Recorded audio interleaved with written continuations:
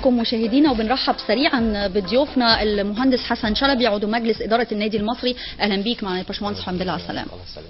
والأستاذ أيمن عيد مدير تحرير موقع كورة سبورتس ومراسل جريدة الصباح. أهلا بيك معنا يا أستاذ أيمن. قبل ما نتكلم عن الصورة اللي بتبدو مشوشة إلى حد كبير داخل القلعة الخضراء واللي بتبحث عن مصير واستقرار، يعني اسمحوا لنا نتكلم بداية عن الصورة المشوشة في بورسعيد، المشهد العام والوضع الأمني بعد يعني ما بنأسف لسقوط شهداء من جميع الأطراف. تكلمنا يا أستاذ أيمن عن ما يحدث في بورسعيد وحقيقة الوضع الأمني حاليا.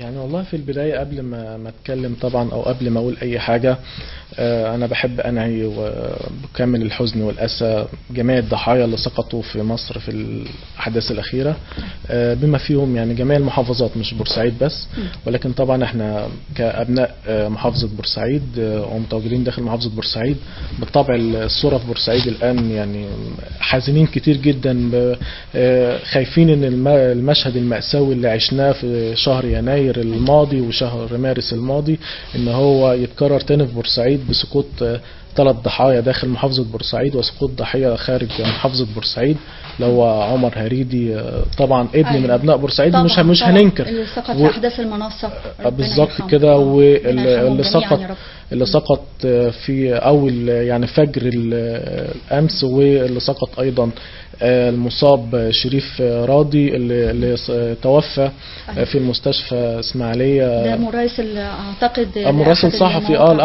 لأحد الصفحات في بورسعيد. طبعا صفحات التواصل الاجتماعي يعني وساعات الانتشار حاليا داخل بورسعيد وداخل كل المحافظات هي بتنقل الاخبار دايما اسرع من المواقع الاخباريه. يعني بتضم ملابسات سقوطه كانت ازاي؟ والله يعني ملابسات السقوط كانت بدايه من يعني مراسم دفن عمر هريدي اللي توفى في احداث المنصه. كان يعني في وقت الفجر، وبعد كده يعني بعد دفنه مراسم دفنه اللي حصل ان يعني مش يعني انا عايز اقول مجهولين، ولكن هم مش مجهولين، هم معروفين الهوية. الجميع يعلمهم تماما، يعني ممكن نوجههم ان هم ممكن التيار الاسلامي السياسي، اصبح دلوقتي التيار الاسلامي وما هو اللي موجهه عن الدين، يحافظ عن الدين واللي يقول لنا تعليم ديننا، هو ده التيار الاسلامي. ولكن التيار الاسلام هو طبعا الحياة يعني هي اللي هتكشف طبعا مين الجناه، بس احنا بنؤكد دايما ان بورسعيد صغيره وكل الناس عارفه بعضيها وبتبقى عارفه بالطبع ايه اللي حصل. يعني بدايه المشهد كانت من امام كنيسه سانت ماري بشارع محمد علي. جنود المكلفين بحمايه الكنيسه وقت السحور قاعدين بيتسحروا، فوجئوا بوابل من الاعيره الناريه على الكنيسه في وقت طبعا متأخر، جميع كله يعني بيتسحر وقت السحور، اكيد الاجواء كلها هادئة. فوجئوا بمعترضين عليهم بيطلقوا طلقات نارية على الكنيسة كمان وقت سحور. فبالتالي طبعا الناس في الميدان سمعوا هذا الخبر، دخلوا ان هم يحموا عن الجنود، فطبعا بدافع ثوري ودافع بطولي كعادة ابناء بورسعيد المدينة الباسلة ان هم بيحموا ممتلكات بلدهم. بالتالي اوقعت هذه الاشتباكات عن سقوط اول ضحية شريف راضي ربنا يرحمه. لا شريف كان محمد علاء قبليه محمد علاء، هو اول واحد توفى 16 سنة تقريبا. 17 سنة. بعديه طبعا في اصابات، كانت اصابات خطيرة بعد الاصابات الخطيره، وطبعا الاصابات الاخرى بالخرطوش، وكان في كمان يعني اصابه منهم زميلنا احمد وجيه مراسل برضو اعلامي وصحفي في بورسعيد، اتصاب بخرطوش، ولكن هو الحمد لله يعني حالته كويسه. يعني طبعا ده بيعيد لنا في الاذهان زميلنا الراحل صلاح الدين عبد الله اللي توفى بالقنبله.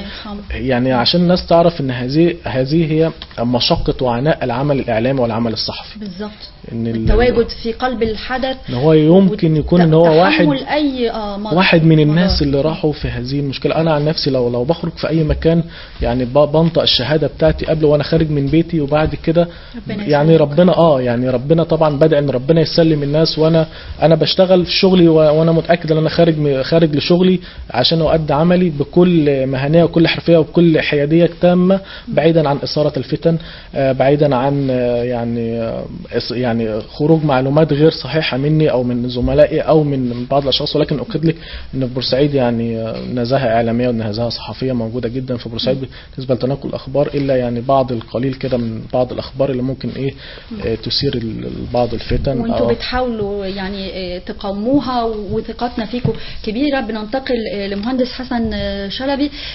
باشمهندس، يعني تعليقك ايه على الاحداث وكيف نوئد هذه الفتنه؟ والله هو الاستاذ ايمن قايم بشرح وافي كراجل اعلامي يعني، واحنا برضو الواحد يعني بيأسف على الاحداث اللي بتحصل كل يوم بتحصل، وما احناش عارفين بكره في ايه يعني. برضو ما حدش عارف الظروف بكره في ايه. حتى يمكن الوقت واحنا جايين في الطريق صحيح برضو اللي في اشتباكات برضو في جامع التوحيد او في تربص للجماعه الاخوان دول برضو، والالتراس في برضو الشارع البورسعيدي لسه فيه برضو. الامور ما بتهداش. لا الامور لسه مش عارفين الوضع ايه لسه، وربنا يهدي بس النفوس ان شاء الله، بس هتبقى خير ان شاء الله. ان شاء الله. ايمن، كانوا الشباب في الايام والساعات القليله الماضيه كانوا بيصدروا بيانات وعن القوى الثوريه والحزبيه والسياسيه المختلفه، وبيطالبوا الشرطه بالقيام بدورها والقبض على كافه البؤر على حد وصفهم الارهابيه وحاملي السلاح، ورصد اماكن تجمعهم، وبيطالبوا ايضا بتكاتف دور القوات المسلحة جنبا إلى جنب مع قوات الشرطة. في الساعات الأخيرة والأحداث دي كلها، تعليقك على دور القوات الأمن والشرطة، هل هم قايمين بدورهم ولا لا؟ يعني اولا في البدايه انا نسيت برضو اشكر حضرتك واشكر المعدين على هذا البرنامج ان هم يسمحوا بصوت الشباب الممارسين للعمل المهني والاعلامي والصحفي ان هم يتواجدوا بينقلوا الصوره، لان طبعا الشباب من بعد ثوره 25 يناير و30 يونيو الماضيه بقى ليهم تواجد كبير. فبالتالي ان طبعا احنا كشباب ومعرضين لجميع المواقف وموجودين. انا ارى ان الحاله الامنيه في بورسعيد حاله محتاجه وقفه صارمة من قبل مديرية أمن بورسعيد. مديرية أمن بورسعيد يعني محتاجة أن هي تعرف المواطن البورسعيدي بيفكر إزاي. يعني عايزين نحس ان من مديريه امن بورسعيد ان هي قادره ان هي تفهم المواطن البورسعيدي بيفكر ازاي، وايه اللي ممكن يثير المواطن البورسعيدي، وبتحاول ان هي قبل المشكله ما تصار وقبل المشكله ما تكبر لازم تاخد احتياطاتها جميع احتياطاتها بالظبط، ومحاوله تفاديها اساسا. ولكن احنا دلوقتي يعني كعاده يعني اصبحوا يعني بيقولوا كده كشيء من الدعابه ان الشرطه دائما تصل متاخره في كل الاحداث. لا، احنا محتاجين ان جهاز الشرطه يبدا يشتغل ويبدا يتحرك ويبدا يفعل، ان هم يفهموا الشعب البورسعيدي والمواطن البورسعيدي بيفكر ازاي قبل يعني نلحق، معلش يعني ممكن بالبلدي كده نلحق البلاء قبل وقوعه بالظبط كده. انا دلوقتي انا ليه ما اتحركش واروح احط مدرعات عند التيار الاسلامي اللي هم معتصمين عند المسجد، حقهم ورأيهم ان هم يعبروا عن رأيهم. بالتالي برضو زي ما بحمي الناس في عند المسلة وميدان الشهداء، اروح والحق احجم، اعمل احط مدرعات في الطريق ان هي ممكن هي تقدر تحجز، احط ناس، انما ما اوقفش نفسي ان انا بطلع مدرعتين هنا ومدرعه. انتوا مش شايفين خطه امنيه واضحه يعني في هذه الظروف؟ لا ما فيش توضيح، ما فيش توضيح بقى. التحرك كله بيتحرك بعد وقوع الاحداث. محتاجين مديريه امن. طبعا السيد اللواء سيد جاد الحق النهارده استمر يعني مستمر مدير امن لبورسعيد. هو شخصيه محترمه، ولكن محتاجين ان يفعل ان احنا دلوقتي نقلل من نزيف الدم في بورسعيد، وبالتالي من خلال تحركات جديه على المناطق اللي هي ممكن تثير الشكوك وتثير الشغب، وكمان يتم التعامل بشكل يعني انساني مع جميع الناس. صحيح. يعني انا دلوقتي محتاج ان انا ليه ما تكونش الحلول فقط امنيه، ولكن كمان فين دور حكماء بورسعيد، فين دور الوعاظ، فين دور الدعاة لحقن هذه الدماء اللي كلها حرام، كل الدم يعني المصري حرام. بعض الناس بيشيروا باصابع الاتهام ان بعض الدعاة هنا في بورسعيد، موجودين في بورسعيد، ان هم سبب من اسباب الفتنة. يعني على بعض كلام شهود العيان بيقولوا ان في بعض المساجد في بورسعيد وجدوا داخلها سلاح. يعني السلاح بيعمل ايه داخل مسجد؟ هل دور العباده او مكان العباده اصبح دلوقتي ان هو مكان يحتوي فيه الخارجين على القانون او من يحملون السلاح ومن يعرفوا كيف يستخدموا السلاح؟ لا، محتاجين ان احنا يخرجنا. وكمان نقطه بسيطه، ليه ما نحطش مثلا يعني اساتذه في علم النفس والاجتماع مع جهاز الشرطه، بحيث ان هم يعني يحاولوا ان هم يعالجوا المجرمين، يحاولوا ان هم يفهموا رجال الشرطه ما طبيعه المواطن البورسعيدي وردة فعل الشديده في يعني ما هو في ردة فعل فعلا يجب استيعابها على الاقل. بس اللي هو اهم حاجه السيطره، بس يعني في نقطة مختلف فيها مع ايمن. انا بصراحة يعني ملاحظ ان في كثافة في رجال الشرطة دلوقتي في الأكمنة في بورسعيد بصراحة كتير جدا. الجيش برضه عامل كثافة، اللي هو عادل غضبان بصراحة الحاكم العسكري في بورسعيد. ده راجل محترم وراجل مجهود ويشكر فعلا. في كل حتة تلاقيه موجودة فيها، وفي أكمنة كتير من الشرطة بتتكلم موجودة، فالشرطة متواجدة دلوقتي بصفة مستمرة بصراحة يعني بأمانة، وأكمنة كتيرة يعني. فبرضه دي بتدي برضه طمأنينة. بس مطلوب الحالات اللي بتطلع دي تفادي الكارثة قبل وقوعها، حتى يعني نحقن الدماء وكفاية الدماء اللي سالت. الحالات اللي بتطلع دي بتبقى اللي هم الناس البلطجية او الناس اللي هم الاخوان او هم متشكل في حالات وقت ذروة، وقت صلاة فجر، وقت سحور، وقت الناس هادية. ربنا يخرج مصر من هذه الكبوة يا رب إن شاء الله، ويزيح هذه الغمة. بننتقل معاك يا باشمهندس لأمور كثيرة تخص النادي المصري. عايزين توضح لنا أمور عديدة. كان في اجتماع يوم الأربعاء الماضي تقريبا من قبل حضراتكم كأعضاء مجلس إدارة مع سيادة محافظ بورسعيد. نعرف تفاصيل هذا الاجتماع، أهم الأمور التي تم مناقشتها وأهم القرارات اللي طلعتوا بيها. هو السيد اللي هو سماح بصراحة احنا بنفخر ان هو بورسعيدي وموجود معانا بورسعيد، وراجل متفاهم لشارع بورسعيد وعارف بورسعيد كويس جدا وعارف الناس بورسعيدية كويسا، وكان من اهم برضو اعتباراته واولوياته برضو مجال للنادي المصري ومساحته، وعايز يعرف ايه اخر التطورات واخر الاوضاع فيه. فكان اللقاء حول 3 محاور او 3 نقط. النقطة الاولانية هي موضوع الانتخابات، تأجيلها ام عدمها. النقطة الثانية هل احنا هنشارك او مش هنشارك. النقطة الثانية الميزانية او راس المال بتاع النادي والكلام. نمسك نقطة. فالنقطة الاولانية اللي اتكلمنا فيها ان طبعا تأجيل الانتخابات، لان بصراحة يعني انا واحد من الناس، احنا كنا 6 اعضاء، انا واحد من 3 و3 كانوا موجودين. اول حاجة احنا رفضنا على الميعاد نفسه بتاع التوقيت نفسه بتاع الانتخابات. هو لما لائحة يعني لما الوزير الجديد طاهر أبو زيد عمل على إلغاء لائحة فاروق العمري، أعتقد ده أثر على مسألة الانتخابات وعقد الجمعيات العمومية، وتم تأجيل الانتخابات الأولانية قبل موضوع أواخر سبتمبر، قبل موضوع الوزير، قبل موضوع طاهر أبو زيد، إن هي وقت الانتخابات 20 رمضان ده صعب. ما هي القصه يعني دي انتهت. يعني اذا كان النقاش قبل القصه ما تنتهي، قبل ما يعلن الكلام ده، احنا كانت الفتره اللي فاتت الاسبوع اللي فات ما كانش حاجه لسه، الرؤيه ما كانتش موجوده يعني. فكان المفترض ان يوم 20 في انتخابات. اولا 20 رمضان ده يعني في صلاه عشاء، في تراويح، بعدها بساعتين في قيام، فوقت مين اللي هيجي لك؟ لا كل الناس كانت ففي الناس 14 رايهم اللي هم مرشحين قدموا مذكره لمدير النادي بيعترضوا، واحنا قبل كده 3 اعضاء اعترضنا على الميعاد لان طلبنا 3 ارباعنا بيبقى في العمره بره، فده كان وقت مش مناسب. بالاضافه للاحداث بقى اللي اجت دي، فدي ادتنا فرصه اكتر اللي احنا نتكلم فيها في الاحداث دي، ان ما ينفعش بكل المقاييس الاحوال الامنيه اللي بنمر بها بورسعيد دلوقتي ان نعمل فيها انتخابات. وده برضو كان راي السيد المحافظ، وافقنا على الراي دوت وخدنا قرار بالاجماع ان طبعا هنقدم مذكره، او السيد المحافظ كلم الوزير ان هو ما ينفعش كجهه امنيه ان تقام فيه الانتخابات دي. نقطه. النقطه الثانيه اللي هي مشاركه النادي من عدم. انا واحد من الناس، كواحد من الجمعيه العموميه، من قبل ما ابقى مثلا عضو مجلس اداره، انا لازم العب. مش معقول انا لعبت السنه اللي فاتت، السنه دي الظروف مهيئه مش مهيئه. يعني في ناس تقول لك لا مش لا مهيئه اعلام متعاطف مع بورسعيد الناس كلها عرفت ان مذبحه بورسعيد واللي في حصل حقائق ابتدت تتكشف، بدات تتكشف، وان بورسعيد مظلومه فيها والكلام ده، وحاجات بدات الاعلام معاك دلوقتي. اولا السنه اللي فاتت ما كانش فيه شرطه، السنه دي في شرطه، الجيش هيبقى موجود متواجد، الوضع الاخوان خلاص مشى، الظروف بدات تتحسن. يعني هي الظروف دلوقتي على الجميع، ما بقتش على النادي المصري. الظروف دلوقتي بتقول للنادي المصري يعني ننزل نلعب، مش ما نلعبش، مش ما اطلع ما العبش برضه. طب السنه دي ما لعبتش، طب السنه الجايه في الظروف برضه هقول ما العبش، وهفضل بقى مع النادي الاهلي بقى ال5 سنين لغايه لما العبش. لا، انا واحد من الناس اعترضت وقلت لازم هنلعب.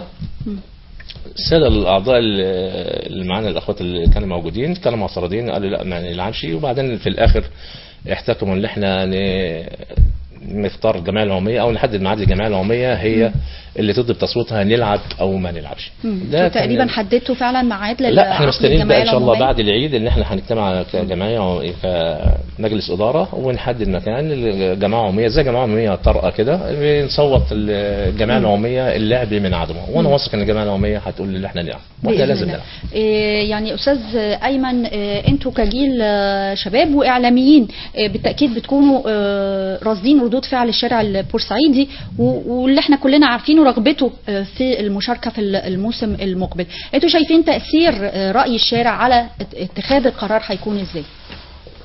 بالتأكيد طبعا ان رأي الشارع دلوقتي اصبح رأي مهم جدا، رأي بيتخذ بيه، خاصة ان احنا دلوقتي يعني احنا لسه متحررين من نظام سابق برأي الشعب ورأي الأغلبية، وانحياز اصحاب القرار للأغلبية العظمى.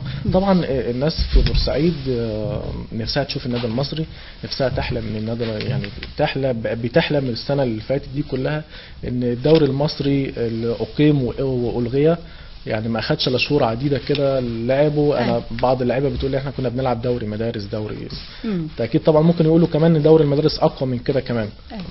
فبالتالي ان الناس كلها عايزه نفسها تشوف النادي المصري، ولكن انا ممكن انا اشوف الموضوع ده من رؤيتين. ممكن انا احلل ليه سبب المجلس اداره او رئيس النادي السيد كامل ابو علي اللي قدم النهارده استقالته اللي فجاه.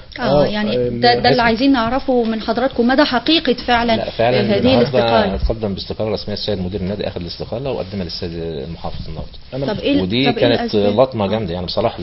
انا ما كنتش اتوقعها.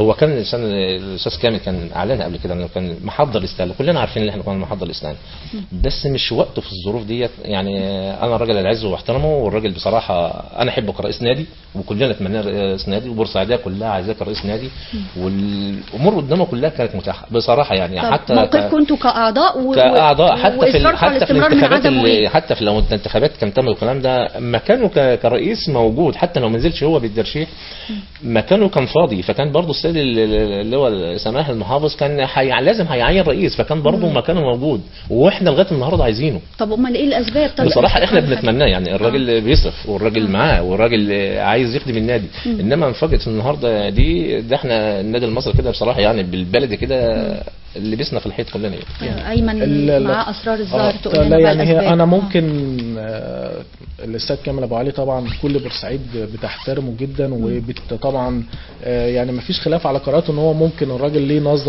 نظرة بعيدة المدى بالمستقبل في بورسعيد. ممكن نقارن بالقرار اللي هو اخده النهارده، ان هو كان باصص للسنه اللي فاتت لما قال ان احنا كان لينا حق ان احنا نشارك في الدوري اللي انتهى واتلغى دوت، ان احنا كان لينا بالفعل لينا حق ان احنا نلعب في الدوري، لكن هو صمم على الانسحاب والاعتذار. ان هو شاف ان احنا وفرنا مبالغ ماليه خلال الموسم المنقضي دوت، طبعا باعاره اللاعبين. كمان الدوري الغي وكان ما كانش ليه اي داعي خالص الدوري اللي اتلعب دوت. فهو الراجل طبعا يعني اتضح صحه موقفه بالنسبه للجميع. كان يخشى المصادمات، ولكن في الموقف الحالي طبعا الصوره اتغيرت والصوره اتنقلت. طب انت شايف يعني تصميمه ورغبته في عدم المشاركه اسبابها ايه؟ اسبابها اولا هو ان شايف طبعا الموقف الحالي يعني موقف صعب. السياسه دلوقتي بقت هي اللي متحكمه في كل الاحوال، سواء الرياضيه سواء السياسيه. طب ما ده بيسري على الانديه كلها بقى بالظبط. ولكن وضع النادي المصري يختلف تماما عن جميع الانديه. النادي المصري داخل على احتقان جماهيري منتظر. كده كده في احتقان. يعني انا ممكن كنت بعد ما اخذ السيد كامل ابو علي نزل بيانه على الموقع الالكتروني النادي المصري وقال ان انا برضو باكد عليكم ان انا عايز انسحب وعايز اعتذر عن المشاركه في الدوري. قمت ببعض استطلاعات الراي كده بين رؤساء الانديه وطبعا يعني ممكن ركزت شويه كده على نادي المريخ. النادي المريخ ان هو كان اكتر الانديه تعرضت للاعتراضات، وانا كنت واحد من الناس اللي موجود في الاحداث وتعرضت للاعتداءات من خلال موجودي في اتوبيس نادي المريخ اتوبيس نادي بورفؤاد، وشفت الاعتداء ده كان بيحصل ازاي، وشفت الملابسات بتاعه الاحداث كلها، وشفت الاختراقات يعني الثغرات الامنيه اللي كانت بتامن الفرق دي. عرفت منين ان ازاي ان انا دلوقتي بالظبط كده بالظبط. فطبعا شفت كل ده، فرحت على رئيس نادي المريخ الكابتن مرسي سرحان وكلمته وناقشته يعني من خلال متابعتنا للاحداث برضو. معلش طبعا نادي المريخ يعني موجود في الدوري الدرجه الثانيه الممتاز به، ولكن ممكن ناخد براي الناس اللي مرت بالظروف والاحداث بالتجربه بالفعل. طبعا قال على لي مدار يعني موسم عملت معاه اللقاء كده، عندنا في موقع كوره سبورتس بنهتم باللقاءات المصوره فيديو برضو بننزلها. تمام. فاخدت معاه تصريح يعني عشان ما نقولش ان احنا بنفبرك او كده. خدت منه تصريح، فالراجل يعني في ايجاز نصح اداره النادي المصري ان هي تشترك، وان الاحتقان هيزول. اول مره هتلاقي الاحتقان 100%، ثاني مرة هتلاقي احتقان 80%، ثالث مرة احتقان 60%، إلى ما يزول خالص هذا الاحتقان. وفي جهود المفروض للمصالحة لابد من أكثر من جهة الوقت مجهود مبذولة يعني. ولكن شخصية هنعرف تفاصيلها منك. شخصية السيد كامل أبو علي واحد من الناس اللي لا يهوى الدخول داخل صراعات أو يعني ممكن يعني حروب كده داخليه مع هنا، يعني واحد ما بيحبش الصدام وما بيحبش القلق، بيؤثر السلامه بالظبط كده. فهو محتاج ان هو نبقى امنين 200% علشان نشارك في الدوري. كمان ان دلوقتي لو جينا نفكر في مشاركه في الدوري انتهى في وقت ما كناش نتصور ان هو ينتهي. داخل على رمضان، هنخرج من رمضان 13/8 على ما اظن. فبالتالي وقت الاستاد ممكن هيكون قليل جدا. عندك في لعيبه مش هو تم تاجيل حتى بدايه الدوري الجديد بالظبط، وهيؤجل تاني كمان هيؤجل. انا عندي معلومه ان الدوري مش هيتلعب في شهر، مش هيتلعب في 9 كمان، ممكن يتلعب في 10 11 يعني في الاواخر. طيب يعني هتكون الامور احنا بالنسبه لنا ممكن تكون اختلفت. اللجنه الاولمبيه لسه في برضه في خلافات بين وزير الرياضه واللجنه الاولمبيه يعني لسه برضه ما نعرفش برضه احتمال برضه الانتخابات تتاجل وتتمد سنه للمجالس والكلام ده، فاصبح برضه الوضع بالنسبه لنا حاجه صعبه يعني. طيب باشمهندس يعني كلمنا بقى عن جهود المصالحه اللي بيتم من الوقت للتاني الاعلان عنها. مره في حكماء في بورسعيد موجودين وكبار اللعيبه القدام في بورسعيد برضه عملوا مبادرات هنا وفي القاهره وكتير. وانا حد علمي كان كابتن احمد حمديد كان قال ان في محمود بادر اللي هو حركه التمرد كانوا موجودين برضه وعايزين يعملوا مبادره صلح والكلام ده. في مجموعه من الاحزاب عايزه تعمل مبادره صلح. تمام. والامور ماشيه وان شاء الله هتكون كويسه يعني، والامور هتؤدي للاحسن. يعني اللي فات كان وحش وكان اسوء، اللي جاي هيبقى احسن. مش معقول يعني مش معقول هنستمر فظيع. مش يبقى من كابتن من السنه اللي فاتت والرئاسه وبورسعيد والكابتن والكلام برضه على النادي المصري ما نعرفش. صعب. طيب بعد يعني الاعلان عن هذه الاستقاله رسميا من قبل الاستاذ كامل ابو علي، انتوا كاعضاء مجلس الاداره مدى اصراركم على الاستمرار؟ خطتكم المرحله الجايه، البدائل هتبقى عامله ازاي؟ مصير النادي ايه؟ كل ده تكوين فريق جديد، ناويين على ايه؟ النهارده وعلمناها رسمي اللي هي رقم دون سنين، بس لسه المحافظ طبعا ما ابداش رايه والكلام ده. واحنا هنحاول يعني برضه ان شاء الله كمجلس اداره موجودين، هنروح نقعد مع السيد المحافظ ونكلمه برضه ان بحيث الاستاذ كامل يتراجع. مش وقته، الاستاذ كامل يعني هو راجل محترم وانا اعزه جدا. فهو كان بيقول حتى المجلس اللي جاي انا هساعده واوقف جنبه. وبعدين هو هيلعب موسم مش هيدفعوا حاجه والكلام ده كله. كانت تصريحات كده. هو برضه مش النادي المصري مش هيعمل عليه طبعا، واحنا هنضغط عليه برضه ان شاء الله الرحمن. يكون الاحسن ان النادي كده في وضع ظرف، ولا اللاعيبه موجوده ولا مدرب موجود ولا ما فيش اي حاجه خالص يعني، ما فيش اي ترتيبات خالص للي احنا نلعب. فما اعتقدش ان الاستاذ كامل هيسيب النادي كده يعني هو قال لك هيساعد النادي. طب يساعدنا ويجهز لنا فريق ويجهز بيجهز لنا المدربين وبيجهز لنا الامور كلها، واحنا بنتشكر له يعني. بس هو ان شاء الله هيكون موجود برضه السكالا دي.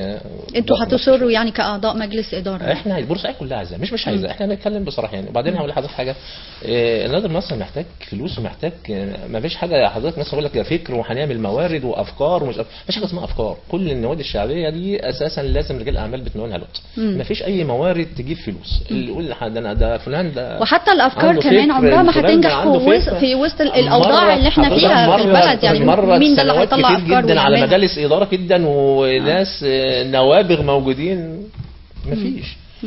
فالمرحله دي احنا محتاجينه، احنا ممكن نساعد وفي ناس هتساعد ومعاه وايدنا في ايده، بس محتاجينه. بس هو احنا كنا بندور الوقت اللي احنا يعني عايزين المنظومه كلها بتاع النادي المصري تتغير، الهيكل الوظيفي كله عايز يتغير، الهيكل الاداري عايز يتغير، قطاع الناشئين كله بصراحه مع احترامي وقطاع الناشئين كمان في مشاكل اليومين دول يعني. قطاع الناشئين يعني الكابتن عباس نور الدين انا بحترمه وقدره وكمدرب واخ وعزيز والكلام ده كله، في حاجات كتيره جدا لازم تتغير. ما فيش القطاع ما بيطلعليش لاعب، طبعا القطاع الناشئين ما طلعليش لاعب يلعب الفريق الاول، ما ينفعش. وبعدين فين ولاد النادي؟ فين ولاد النادي؟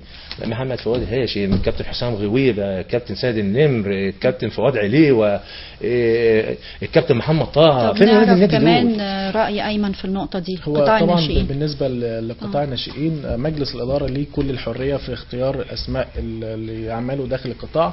ممكن هم بيختاروا اسماء معينه لا ترضي الفئه عن فئه اخرى، ممكن هم شايفين ان في وقت معين ما قدمتش ما كان يرغب منه، فبالتالي قررت اداره النادي المصري يعني تكليف الكابتن عباس نور الدين، هو شخصيه من الشخصيات المحترمه وليها احترامها داخل بورسعيد.